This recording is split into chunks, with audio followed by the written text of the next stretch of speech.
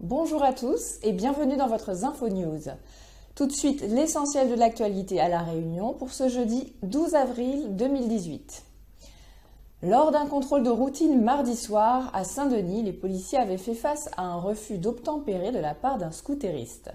Interpellé, l'homme était en possession de 2 cartouches de pistolet de type Magnum 357.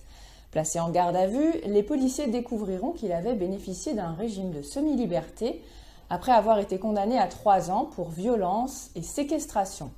Il se trouvait être un médiateur embauché par la ville de Saint-Denis pour apaiser les tensions dans les quartiers difficiles. Suite à sa comparution immédiate dans la matinée, la procureure a demandé 2 ans de prison, dont un avec sursis, et mise à l'épreuve. Hier, vers 17h30, un pêcheur a observé un requin-tigre d'environ 2,50 m au niveau de la bouée BRG6 de la réserve marine de l'étang Salé-les-Bains. Le CRA organise donc une pêche préventive pour une action ciblée de réduction du risque d'attaque sur cette zone d'activité nautique.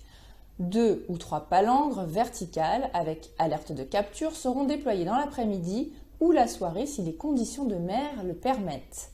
Le CRA appelle à la prudence quant à la pratique d'activités nautiques dans le secteur de l'étang Salé. Le député de la 7e circonscription, Thierry Robert, est le seul parmi les 577 députés de l'Assemblée nationale à ne pas avoir reçu son attestation de conformité fiscale. Selon lui, il ne risque rien, ayant depuis régularisé sa situation. Un avis que ne semble pas partager l'Assemblée, qui a renvoyé son cas devant le Conseil constitutionnel. Ce matin, la Poste de La Réunion a tenu un point presse animé par Jackie Besser, directeur régional, et par Hervé Lafranc, directeur opérationnel de la sûreté du groupe. Ensemble, ils sont revenus sur les chiffres de l'année 2017 concernant les incivilités, qu'il s'agisse de dérapage des relations commerciales entre postiers et clients, mais aussi entre clients. Soucieuse d'assurer la sécurité des personnes et des biens au sein de ces établissements, la Poste s'est dotée d'une politique globale de sûreté et de prévention déployée sur l'ensemble du territoire. Retour en images avec Samuel Irlepen. En 2017, sur la Poste de La Réunion, nous avons engagé des opérations relativement importantes sur, et ça je tiens vraiment à le souligner, sur la prévention des incivilités pour l'ensemble de nos collaborateurs. Quand nous sommes sur du curatif, c'est-à-dire le traitement de l'incivilité, c'est trop tard. Donc nous sommes beaucoup sur la prévention au sein de notre entreprise.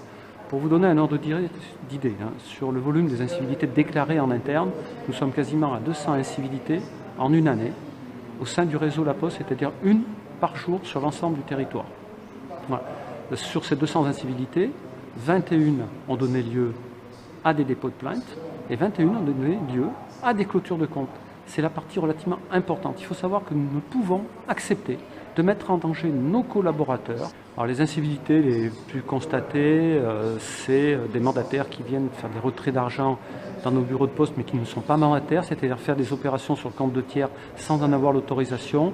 Et le deuxième volet, c'est vouloir retirer un colis dans un bureau de poste à l'identique sans procuration, c'est-à-dire ne pas être autorisé à faire cette opération-là. Merci pour votre attention, votre JT est terminé. On se retrouve à 18 h pour une nouvelle édition. Bon appétit à tous.